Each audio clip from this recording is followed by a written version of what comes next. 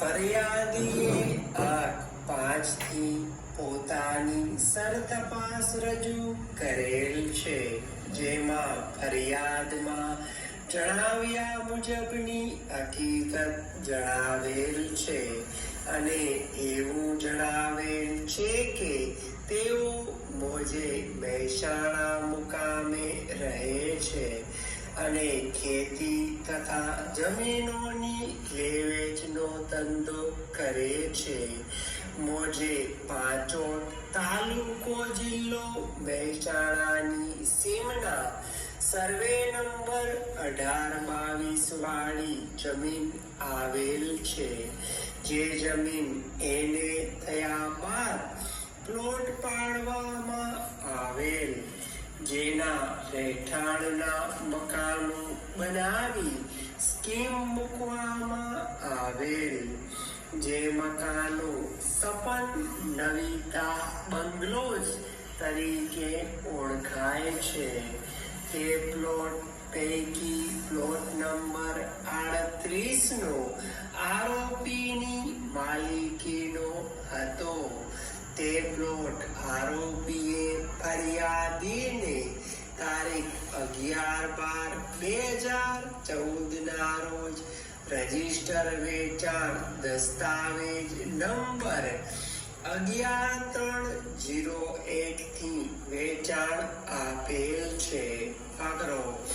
આરોપીએ વેચાણ આપેલ પ્લોટ નંબર 38 નો ફરિયાદીએ વેચાણ રાખેલ ત્યારે તે પ્લોટ પર મકાનના બાંધકામની પ્રક્રિયા ચાલુ હતી.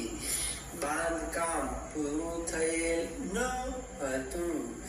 આરોપીએ સદરહુ પ્લોટ નંબર 38માં મકાનનું સંપૂર્ણ બાંધકામ 2 માળનું પૂરું કરી તારીખ 28/2/2015 સુધીમાં સંપૂર્ણ રહેવાલાયક બનાવી આપવાની શરત હતી અને તે શરત અંગે આરોપીએ ફરિયાદીને સમજૂતી કરાર લેખ તારીખ 12/12/2014 ના રોજ ₹100 ના સ્ટેમ્પ પેપર પર કરી આપેલ અને તે સમજૂતી લેખની નોટરી કરવામાં આવેલ અને તેમાં આરોપી તથા ફરિયાદીએ સહીઓ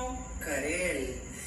આરોપીએ સમજૂતી લેખમાં જણાવ્યા મુજબ તારીખ 28/2/2015 સુધીમાં સદર મકાન સંપૂર્ણ રહેવાલાયક નહીં કરેલ હોય તો મકાનની નક્કી કરેલ કિંમત ₹35 લાખ ઉપર 2% લેખે વ્યાજ આપવાનું નક્કી કરવામાં આવેલ.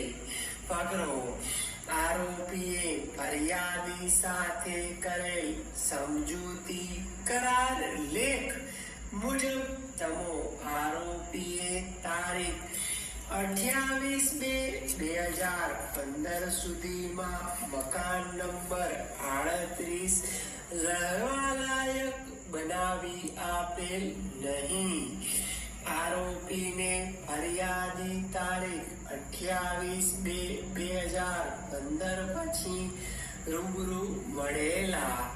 તે વખતે આરોપીએ ફરિયાદીને સદર મકાન જેમ બને તેમ ઝડપી તૈયાર કરી આપીશું તેવું ખોટું આશ્વાસન આપી સમય પસાર કરતા હતા. આરોપીએ ફરિયાદીને તારીખ 12/12/2014 ના રોજ કરેલ સમજૂતી કરાર લેખનું પાલન કરેલ નથી તેમજ તારીખ 28/2/2015 સુધીમાં તમો આરોપીએ સદર મકાનનું બાંધકામ પૂર્ણ કરેલ ન હોય આરોપી સમય પસાર કરતા હતા. પગલો આરોપીએ ફરિયાદીને છેલ્લે તારીખ 1/11/2015 ના રોજ રૂબરૂ મળેલ. તે વખતે આરોપી સાથે સમજૂતી લેખમાં કરેલ શરતોની ચર્ચા થઈ.